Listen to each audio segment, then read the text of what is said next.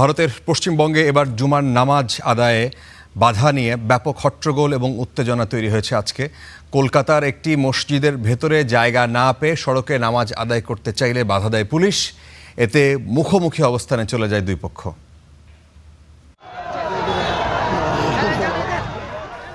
ভারতের পশ্চিমবঙ্গে ক্ষমতায় আসতে না আসতেই উত্তরপ্রদেশের মুখ্যমন্ত্রী যোগী আদিত্যনাথের ফর্মুলায় ঝুঁকছে শুভেন্দু নেতৃত্বাধীন সরকার। কলকাতার সড়কে নামাজ না পড়ার নির্দেশ ঘিরে জুমার দিন তৈরি হয় নতুন উত্তেজনা।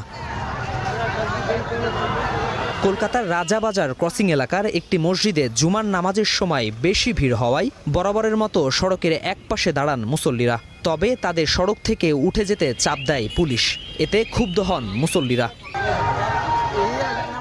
জনসচেতনতামূলক ব্যাপক প্রচার না করেই পুলিশের হঠাৎ এমন বিরূপ আচরণে বিক্ষোভ মিছিলও করেন তারা। এতে সেখানে অতিরিক্ত পুলিশ মোতায়েন করা হয়। পরিস্থিতি সামাল দিতে এগিয়ে আসেন মসজিদ কমিটির নেতারা। দুপক্ষকে বুঝিয়ে নিয়ন্ত্রণে আনেন তারা। লোক অ্যাওয়্যার ছিল না ভালোভাবে।